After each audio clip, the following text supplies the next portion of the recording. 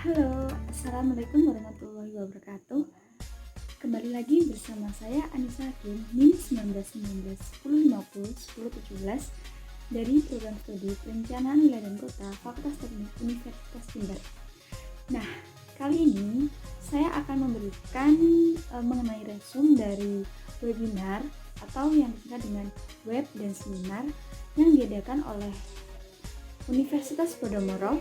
Nah, dengan moderator Bapak Gatot Suprobo selaku dari dosen Perencanaan Wilayah dan Kota dari Universitas Podomoro dan narasumber yaitu Bapak Rendra Suprobo Aji. Beliau juga selaku dosen Perencanaan Wilayah dan Kota di Universitas Jember. Nah, tema dari webinar sendiri yaitu mengenai Introduction to Spatial Data Science and Spatial Big Data. Nah, jadi di sini saya sudah membuat resume berupa naskah seperti ini. Jadi akan saya mulai dulu ya. Nah, sebenarnya apa sih Spatial Data Science itu?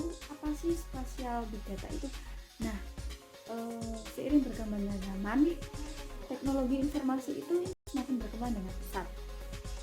Hal ini tentunya tuh banyak sekali dukungan yang telah dilakukan oleh pemerintah maupun teknologi-teknologi yang ada. Nah, data spasial sendiri merupakan informasi spasial yang bereferensi pada tata ruang.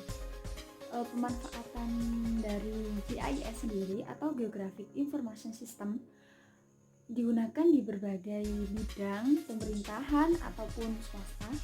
Biasanya itu digunakan untuk pengelolaan transportasi, pengelolaan komunikasi, perencanaan tata ruang, dan masih banyak sekali ya tentunya pemanfaatan yang digunakan oleh data spasial ini.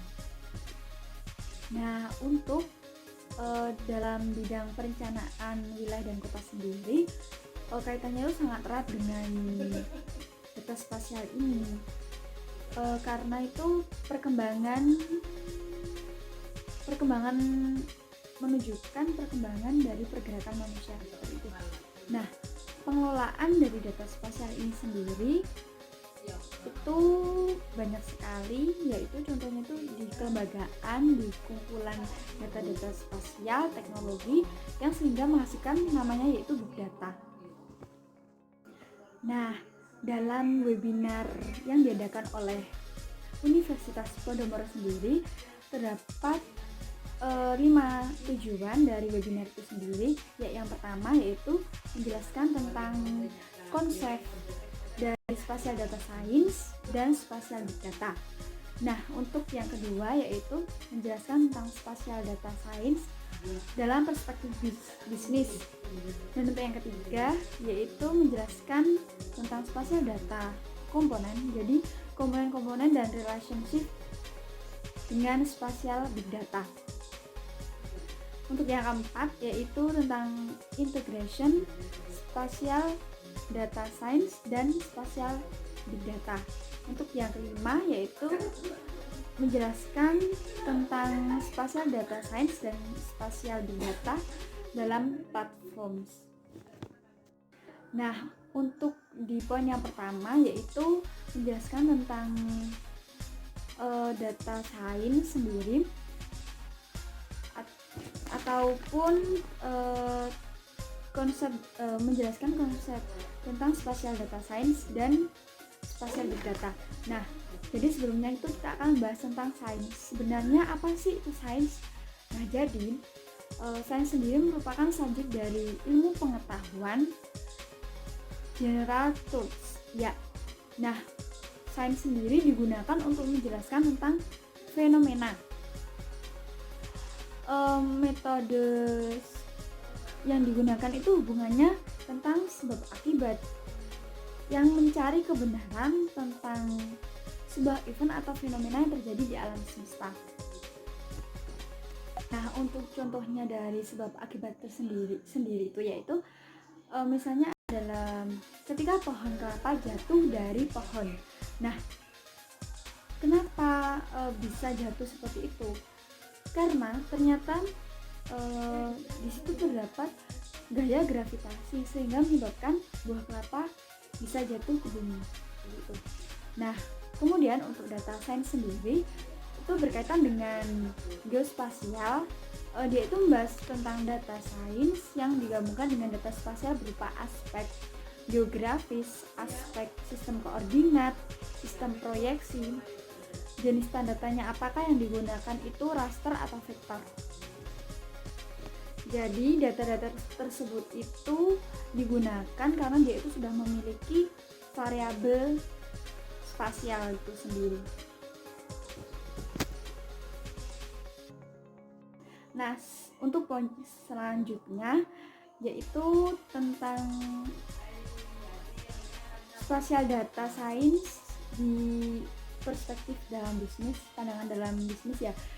Itu di Niantic atau biasanya kita menyebutnya dengan Pokemon Go. Di Facebook juga dan di automotif. Nah, kemudian untuk menjelaskan tentang komponen dan relationship spasial big data. Nah, jadi ada 4 disiplin di spatial data science, yaitu yang pertama GIS, yang kedua RDMBS, yang ketiga data analisis, dan yang keempat adalah big data sendiri.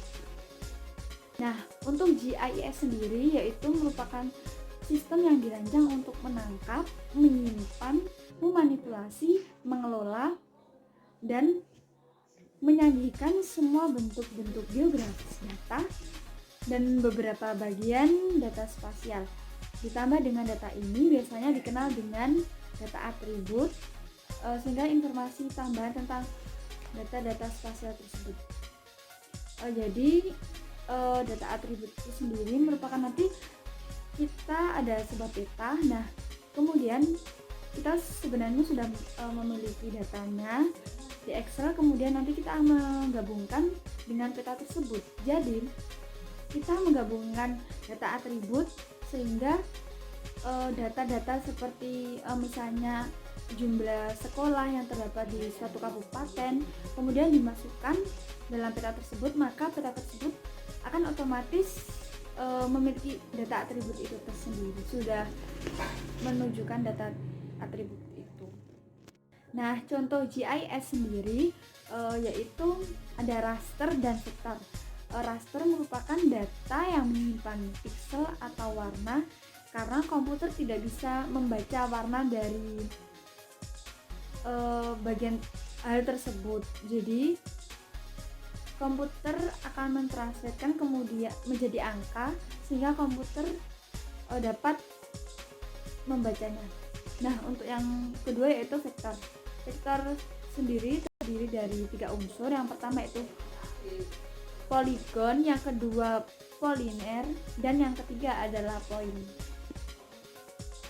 Nah, selanjutnya yaitu RDBMS. Kemudian ada data analisis dan ada big data. Nah, big data sendiri itu terdapat 3 komponen, yaitu yang pertama volume, variasi, dan kecepatan. Nah, untuk volume sendiri merupakan perhitungan dari jumlah data.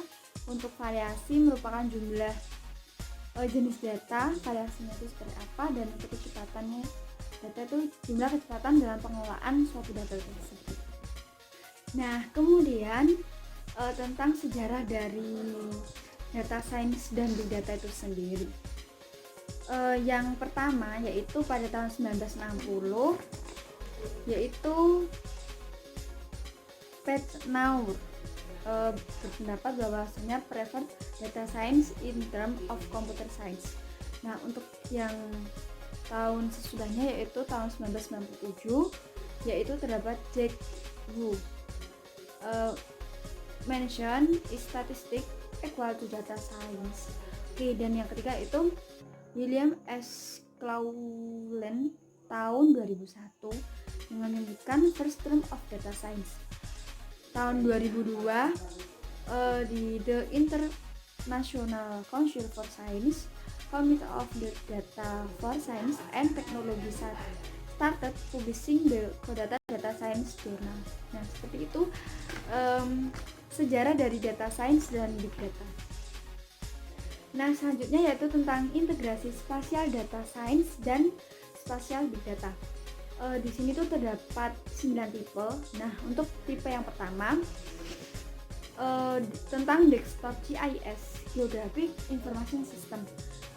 Dia itu ukuran spasial datanya itu umumnya itu kecil, kurang dari 100 MB, standard alone application, basic analysis only, jadi cuma satu-satunya untuk menganalisis, focus on mapping and visualization. Nah, untuk tipe yang kedua yaitu dia itu besar, kurang dari 100 MB sampai dengan 100 GB. DBMS application, multiple user, basic analysis only, data management, mapping and visualization are important. Nah, untuk tipe yang ketiga ukurannya itu kurang dari 100 MB sampai 100 GB, spatial data delivery on the web, terdapat di server application, basic analysis online. Nah, untuk tipe yang keempat ukuran dari datanya itu sendiri itu kecil, kurang dari 100 MB, standard alone application, advanced and flexible analysis, mapping and visualization are important. Untuk tipe yang kelima, ukuran dari data spasialnya itu besar, jadi kurang dari 100 MB sampai 100 GB, server application, multiple user, advanced and flexible analysis, data management, mapping and visualization and important. Nah, untuk tipe yang keenam, ukuran datanya itu besar, lebih dari 100 GB, server application, multiple user, big data processing, data management, flexible and advanced analysis, mapping and visualization are all important. Nah, untuk selanjutnya yang ketujuh, tipe 7 yang disebut dengan standalone big data. Standalone big data ini sendiri yaitu terbagi dari big data management platform dan data integration. Untuk tipe yang ke-8 disebut dengan big data analytics, terbagi menjadi big data analytics tools dan big data analytics tools 2. Nah, untuk yang terakhir tipe ke-9 disebut dengan spatial big data itu sendiri, terdiri dari spatial big data arsitektur.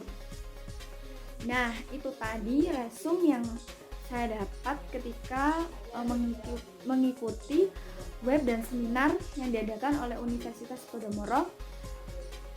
Semoga bermanfaat. Saya akhiri. Mohon maaf apabila ada kata yang kurang berkenan. Assalamualaikum warahmatullahi wabarakatuh.